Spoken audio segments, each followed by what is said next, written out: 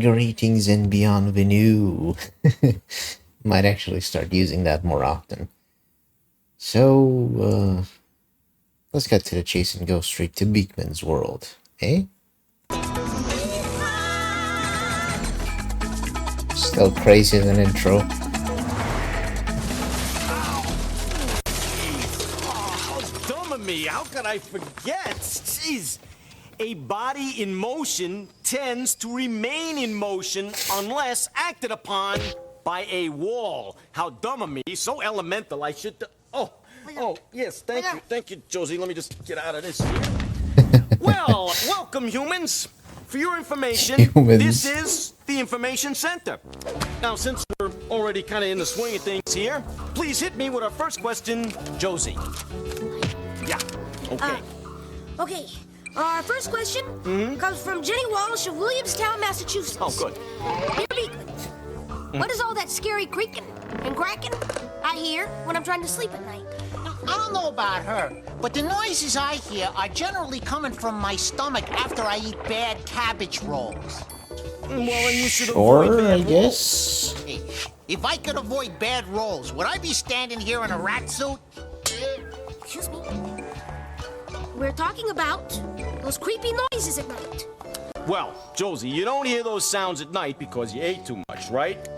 And if there are any really young humans out there watching, those noises at night definitely don't come from monsters or beasties under your bed. Hey, monsters aren't real, nor are beasties.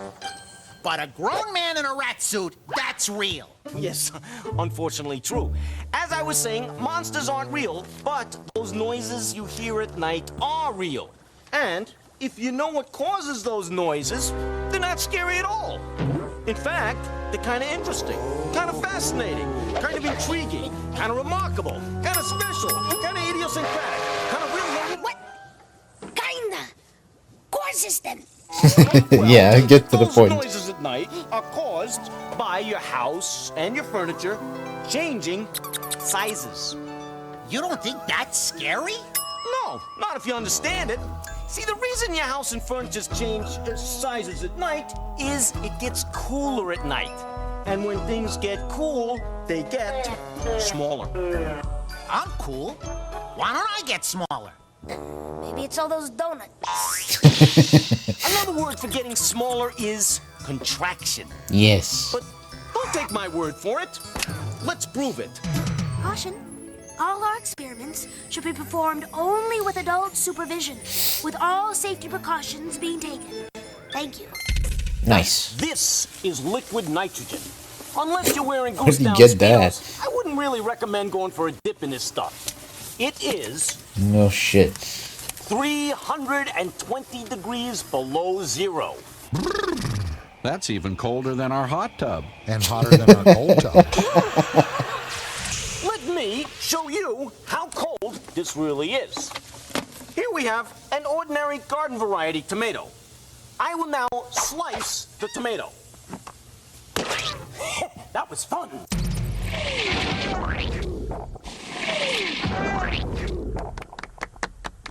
Now, Surely let us that's take not another one. tomato right here and dip it into the liquid nitrogen. Here we go. Now, we will watch this through the miracle of time-lapse. Time-lapse. And there we go. There's our tomato right there. Let's clean this off. I will now slice this tomato. Totally frozen. Any close-up shots? Yeah.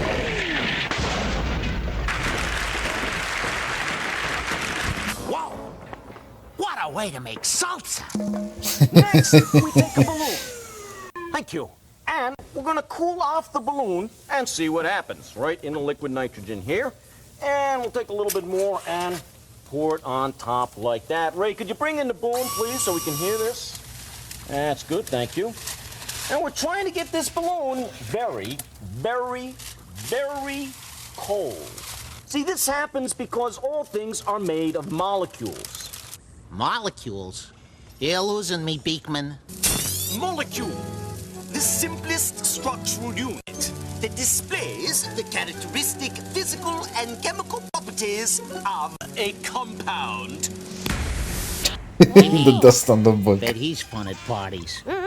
See, molecules are really simple to picture. They're just the smallest amount of something you can have.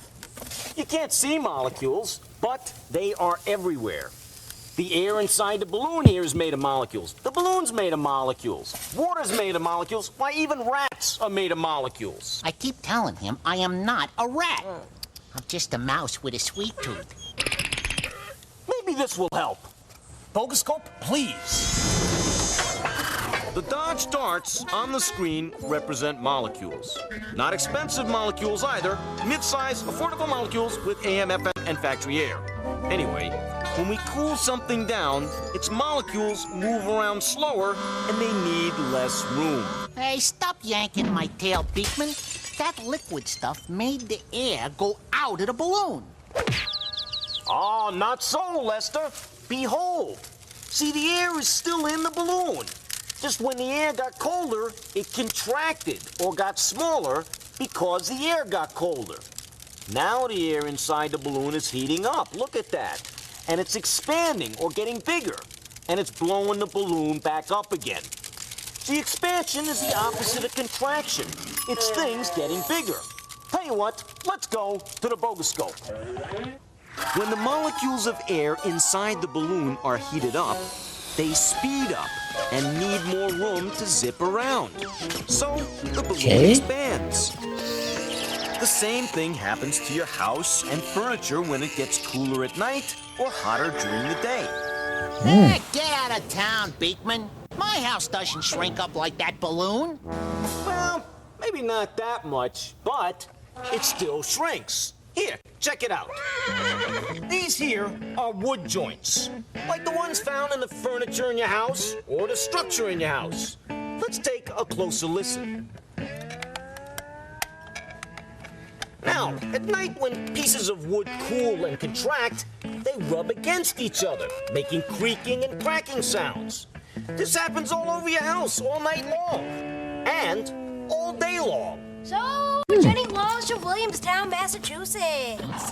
When you hear those noises in the middle of the night, if it's not the refrigerator shaking, the toilet dripping, or your Uncle Harry snoring, it's probably contraction.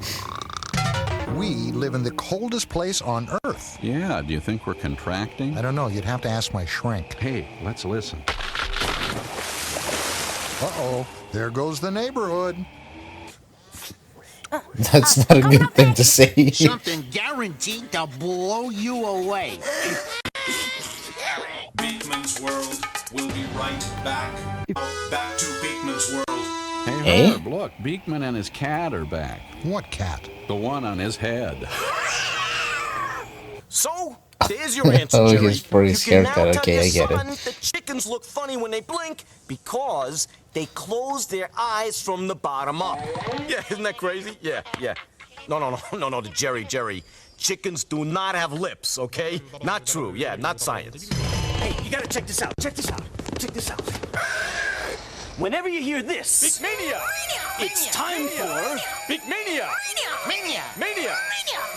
It's time for Beakman to answer lots of your questions in our fast, fun, and furious Factathon.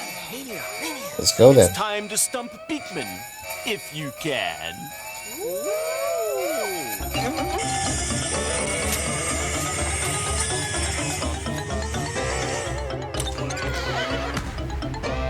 Question. Dear Beakman, are there any prehistoric animals still around? Well, there's Congress. The actual answer? There's the crocodile, sharks, That is a good one. cockroaches, of course, Australia's duck-billed platypus, He's got a pretty nice puss himself. a turtle, and a fish called, Wanda? no, the coelacanth. It's 400 million years old and lives off the coast of southern Africa. Question. Dear Beakman, how many cookies does the average American eat in a lifetime?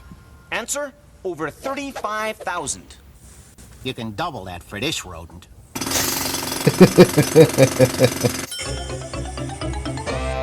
Question. Dear Beakman, how much do the average pair of feet sweat in a day? Answer, you're talking about half a pint. About this much. Are you thirsty, Lester? Something to wash down those cookies, perhaps? Question. Question. What is the most Gross. commonly used word in the English language? Answer. Oh, that's an It's just interesting a one. tiny one-letter word. I. Question. What is the heaviest animal ever? Elephant? Lester. Obviously. Wrong. It was the Brachiosaurus. Answer. Most people, and some rodents, think it was one of the dinosaurs, but the real answer is the blue whale. Oh, yeah. It can weigh more than 16 elephants, or, get this, 1,600 grown human beings. In fact, a baby blue whale gains over 200 pounds a day. Question. Who is buried in Grant's tomb? Ah, the old Who? trick question. Well, you can't fool me. Grant is buried in Grant's tomb. Half right. Half of Grant is buried in Grant's tomb. No, all of Ulysses S. Grant is buried in Grant's tomb, along with his wife, Julia Grant. Next question. Huh. What is? What is? No can do. No can do. No can do. No can do, no can do. Can do, no can do. With a What? Oh, remember, Josie, this is Beakman's world, where anything, I mean any question at all goes. Come on, come on, that's it. Spit it out. What is? Come on, that's it, be brave. What is? Yeah, what is? What is? All right, please, Snot. nobody panic, okay, please. Oh, yeah. This is what we're here for. Where for snot? Well, we're here to tell the truth about life itself. And we will answer any question, any question. But isn't there a more polite word for snot? Yeah. Flap cakes, schnotsky, shooters, Lester. hawkers, loogies, oysters. Loogies? is a Isn't that for the scientific term. mouth? The word snot is slang, or what we call a colloquialism. Hey, Huh. you call it colloquial, whatever. I'll call it boogers, Green hornets. Green hornets, yes. Nose jam. Nose jam, excellent. Finger food. Finger food, yes, yes. Thank you, Lester. Food. And thank you Why? all for your input. Why? But everybody knows Gross. mucus is that gooey stuff that runs from your nose when you have a cold. Hey, wouldn't you run from your nose if you saw snot? The fact is, mucus is always in your nose, whether you're sick or well. Hey, call it what you will, but remember, snot is your friend. Hey, snot is your friend. Let's take a closer look at snot. Let's snot. The word distasteful comes to mind. Revolting. I love it. Me too. Can't wait for more. You'll have to. Beakman's World will be right back. These guys are adorable. Back to Beakman's World. Welcome back. When you last left us, I was about to explain the virtues of mucus. Listen carefully to this guy. He's got a great mucous membrane. Pressing on, the nose, the workhorse of the face. The nostrils, the gateway to the nose. Yeah, the rocket launcher for snot balls. Here, the nasal passage, up which you'll find the mucus factory. I now invite you to see the factory in action. Oh, nasal pass. I thought it but said I am. NASA pass Shouldn't be alone for this. for some reason. Won't you come with me now on a trip up the nose? Great. Club Dread. I stand at the entrance to the nasal passage. Think of this as your nose. Well, think of it as Lester's nose. He could use a trim. You could use a controlled burn. Now, one of the most important jobs of the nose is to clean the air before it goes into your body. And these nasal hairs right here are your first line of defense against germ warfare. They act sort of as a filter. Well, the time has come. We can't put this off any longer. Cover me. I'm going in. Beakman, really? I mean, how can you do this? Well, Josie, I do it for science. I do it for country. Not that country. The I do it country. for my never-ending quest for knowledge. But most of all, I do it... Would you please stop that music? Thank you. But most of all, I do it because... I like it. Beakman. Ratman, good luck, sir. Get a hold of yourself, soldier. Soldier. All right, I'm going in. This is it. Don't try to stop me. Past the nasal hairs, into the you know what? You know what? Stop everything. Hang on. Stop everything. Wait a second. What? You know, I know there are some of you out there sitting at home watching the TV and saying to yourself, you know, I can't believe this guy is doing this. He's traveling up the nasal passage. This is disgusting. But you know, that's the point of this show. To answer the questions you ask. That's what I'm here for. To find out the things you want to know, the things you need to know, the things you have a right to know. And what's going on in your nose is science. I'm your personal scientist, Beakman. And if I have to go up a nose, then up a nose I will go. I'm up the nose now. Can you hear me? Now you're a little nasal, but I can hear you. Josie, A little nasal. the pod bay door, pal.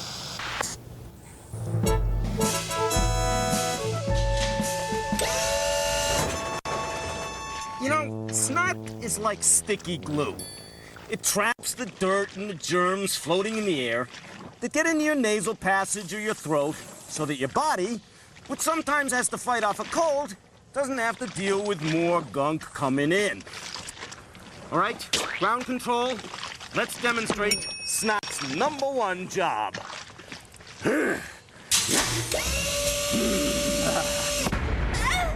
Feel on the fan, please. What has happened to my career? From Hamlet to mucus. To be or not to be? That is the question, not what is snot. All right, activate the fans. Now, throw in the schmutz. Josie, show them the other end. Clean air is coming out. No junk. See, junk is coming in, but junk isn't coming out. Where's it going? Disappearing? Nothing disappears. Turn off the fan and pop the top, please. Yep, it's like I said, everything goes somewhere. And here's where the junk went. See? Come on, Ray. Come on in tighter. See, there it is. Take a look. See? Oh, what's the matter, Ray? Oh, come on. It's only nature. What's the problem? Snot. Up close and personal. Snot has done its job. It's cut all the dirt. Well, not exactly all of it. But you can see how the snot did prevent junk from going further up the nasal passage and further into your body. And when you blow your nose or you clear your throat, out comes snot, and with it out comes the dirt and the germs that could have made you even sicker. This little demonstration Also, snot isn't sick enough. Well, isn't snot supposed to be like that's the transparent glorious glory and of- green only when the it's dirty? story of snot. Snotto. Snotto. Do you know how fast the air comes out of your nose when you sneeze? Well, we'll be right back with the answer. Beakman's World will be right back. Now, back to Beakman's World. Here we are again. Fact. Every day, your nose breathes out enough air to fill over 1,800 basketballs.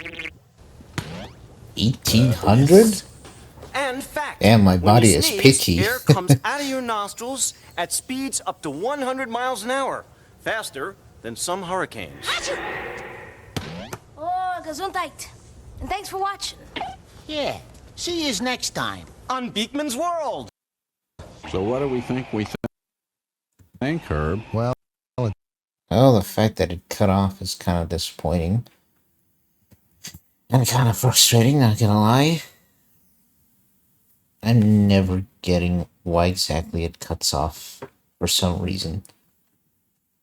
Don't know, and I quite frankly can't stop it. Anyways, thanks for watching. Hope you're doing well. Have a nice day. Bye.